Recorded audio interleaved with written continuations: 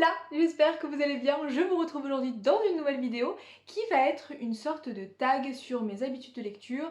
J'ai vu cette vidéo sur la chaîne de Pepper Palace, mais c'est une vidéo qui a été faite à l'origine par Lolifant. Je connaissais pas du tout cette youtubeuse, mais du coup je me suis abonnée.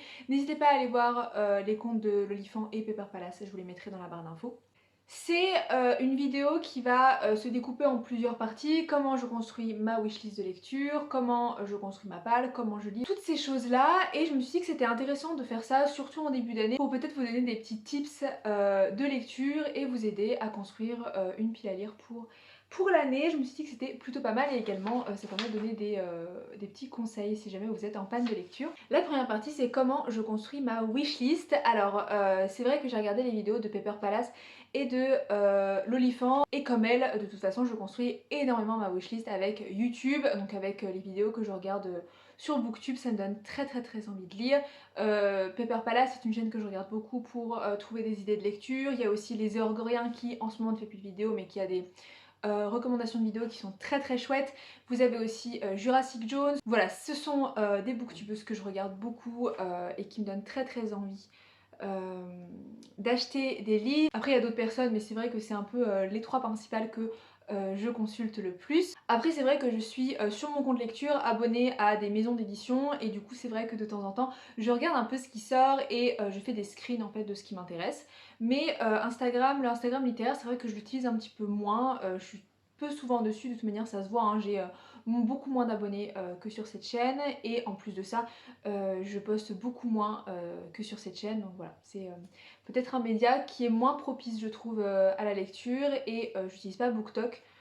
J'ai pas du tout l'application TikTok, je sais pas, je dois être trop vieille je pense, même si je sais que les maisons d'édition utilisent beaucoup en ce moment TikTok pour promouvoir leurs livres, mais voilà, c'est pas trop mon truc. Après, Lolifant elle expliquait dans ses vidéos qu'elle allait dans les librairies qu'avec une idée précise du livre qu'elle voulait acheter et elle allait directement et elle trouvait le livre qu'elle voulait, elle repartait, elle prenait pas forcément le temps de chiner un petit peu chez les bouquinistes, dans les librairies, etc. Moi c'est quelque chose que je fais beaucoup, déjà parce que j'ai des amis libraires, donc forcément quand je viens leur dire bonjour, je regarde un peu les livres et du coup je fais un peu le tour de plusieurs librairies et je prends en photo les livres que j'aimerais bien m'acheter, ce qui fait que j'ai une pellicule de photos de livres assez extraordinaire avec les livres que j'aimerais acheter, ou alors si jamais c'est un livre que je sais que je dois acheter mais que je l'ai pas forcément vu en librairie ou que j'ai pas pu le screen dans une vidéo YouTube, imaginons on m'en a parlé, je vais le noter dans mes notes. Du coup c'est vrai que j'ai une énorme wishlist. Avant je faisais cette wishlist sur Goodreads, mon Goodreads est d'ailleurs dans la barre d'infos, mais c'est vrai que je l'ai pas remis à jour depuis quelques temps.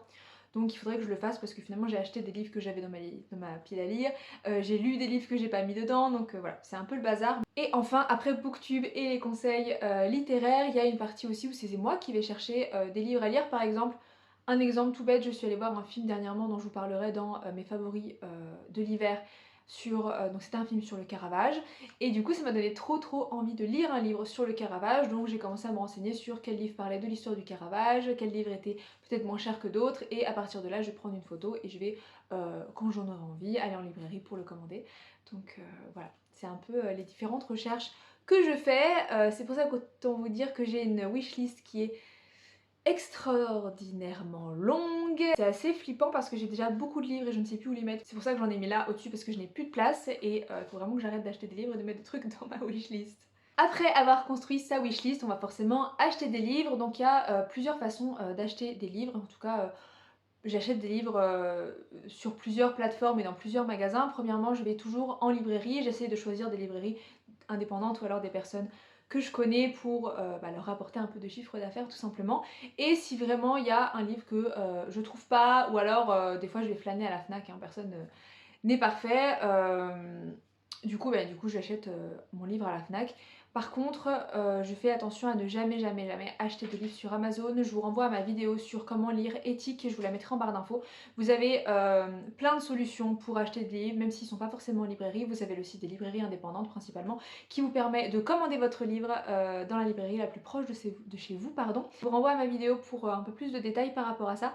Mais c'est vrai que je fais vraiment attention à n'acheter aucun livre sur Amazon. Une fois que j'ai acheté en librairie des livres neufs, je vais aussi me tourner vers le marché de l'occasion, c'est-à-dire que je vais acheter, alors principalement sur Vinted mais aussi sur Momox, Voilà, je vais acheter sur plusieurs plateformes d'achat d'occasion quand c'est intéressant, principalement sur les livres d'anciennes éditions. C'est le cas des livres qui sont juste au-dessus là que je vous montrerai dans une prochaine vidéo.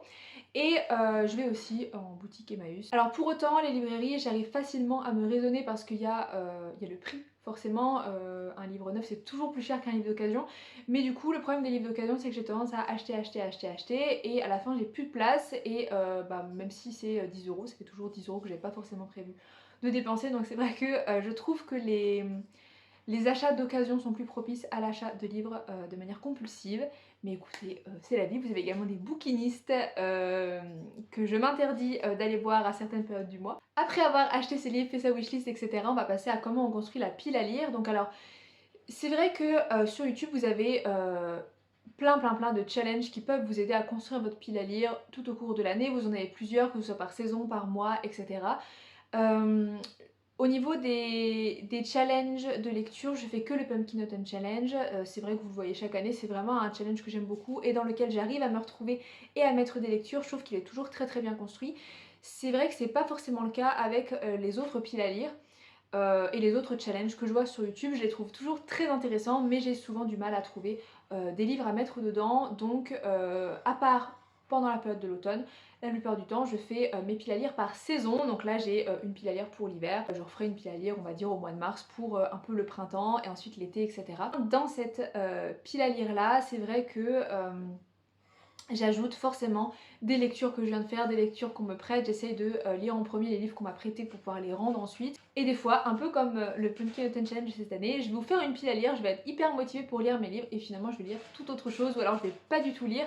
Ça dépend vraiment de mon envie, de ce que je vais faire un peu dans ce mois. Des fois je suis beaucoup trop ambitieuse, j'essaie de mettre dans ma pile à lire des livres énormes alors que c'est des mois qui sont hyper chargés au niveau du taf.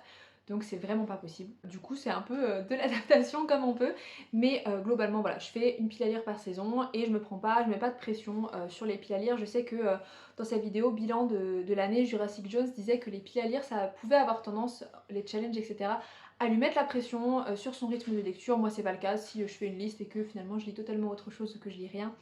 Mais écoutez, c'est la vie, c'est pas grave, mais je pense qu'il faut plutôt être assez chill avec sa lecture, ça doit rester un plaisir, jamais se mettre la pression par rapport à ça. On va passer ensuite à la catégorie sur le rythme de lecture. Alors, moi je suis une lectrice qui est plutôt rapide, je lis rapidement les livres, même si je suis, pour vous dire, incapable de vous donner un chiffre de combien de livres je lis par mois ou bien par semaine, parce qu'en fait ça va dépendre des semaines, ça va dépendre des mois, de ce que je fais, surtout au niveau de mon travail, donc des fois j'ai pas forcément le temps de lire. Et surtout au mois d'octobre, novembre, j'ai très peu lu, cet été j'ai très peu lu aussi, donc voilà, j'ai vraiment des périodes où je vais avaler de plus en plus de livres et des périodes où je vais tout simplement rien lire, et c'est pour ça que dans cette partie on va aussi parler des rythmes de lecture. En ce moment, depuis que j'ai déménagé, j'ai la chance de pouvoir prendre les transports en commun matin et soir, et du coup je lis à peu près 30 minutes le matin et 30 minutes le soir pour repartir, ce qui me fait quand même pas mal de pages finalement lues dans la journée.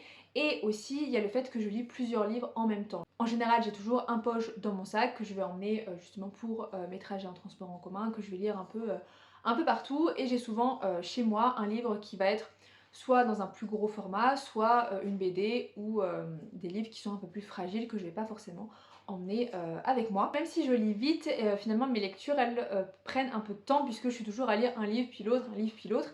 C'est un travail qui est pas forcément facile, il y a des personnes qui n'arrivent pas à sauter d'un livre à l'autre. C'est vraiment à vous de voir avec quoi vous êtes confortable. Peut-être que ça va vous embrouiller de passer d'un livre à l'autre, ou au contraire que ça va vous permettre de pas forcément avoir de panne de lecture. Vous allez toujours avoir de la diversité. Moi quand j'ai des pannes de lecture et que je recommence à lire, souvent j'entame 2 livres en même temps parce que je sais comme ça je ne me lasse pas et je n'abandonne pas les livres que je suis en train de lire. Autre solution aussi pour les pannes de lecture, il y a le fait de lire un peu quand on peut. Vous êtes dans une salle d'attente, quand vous êtes dans les transports, quand vous attendez, je sais pas moi, votre train. Ça vous permet de toujours grappiller des petits moments de lecture, même si vous avez que 5 minutes. Tout le monde ne peut pas le faire. Pepper Palace dans sa vidéo disait qu'elle était incapable de lire dans le rush. Il fallait vraiment qu'elle soit dans un contexte particulier, avec pas de bruit autour d'elle, etc. Donc il faut aussi vous connaître vous, pour connaître dans quelles conditions vous arrivez à lire, et lire des livres qui vous plaisent. Si vous êtes en panne de lecture, c'est pas la peine d'attaquer des énormes romans avec, je sais pas, 500 pages. commencez par des mangas, des BD ou des livres vraiment très très courts avec une écriture plutôt légère qui vous aideront à lire plus vite. Me concernant au niveau de la lecture, c'est vrai que quand j'ai des pannes de lecture, je vais plutôt m'orienter vers la littérature classique parce que c'est ce que je préfère, ou alors vers des mangas ou des BD parce que ça va être plus facile à lire et je vais aussi avoir un contenu à vous présenter parce que comme j'ai une chaîne YouTube, au bout d'un moment si je me tape Madame Bovary et la princesse de Clèves, c'est des livres qui sont quand même un peu plus gros que des BD, donc du coup j'aurai moins de choses à présenter et c'est vrai que ça joue aussi quand on fait des vidéos. Et enfin, au niveau des pannes de lecture, c'est vrai que je remarque que tous les moments où j'ai eu des pannes de lecture, où mon rythme de lecture n'était pas satisfaisant pour moi, c'était des moments où je passais énormément de temps sur mon téléphone. Et depuis ce début d'année, c'est des choses que j'essaie de moins faire, que voilà, j'essaie de passer moins de temps sur mon téléphone, de regarder moins des réels sur Instagram pendant 150 ans ou 3 heures de vidéos YouTube. J'essaye de prendre le temps de lire un petit peu. Et chaque soir, je me donne une heure limite à laquelle j'éteins mon téléphone et où je lis tout simplement. Et je pense que ça peut être vraiment une bonne astuce si vous avez envie de lire plus en cette nouvelle année. Voilà, j'espère que cette vidéo vous aura plu. Je vous souhaite une très belle journée, de très belles lectures et je vous dis à bientôt pour une prochaine vidéo. Salut!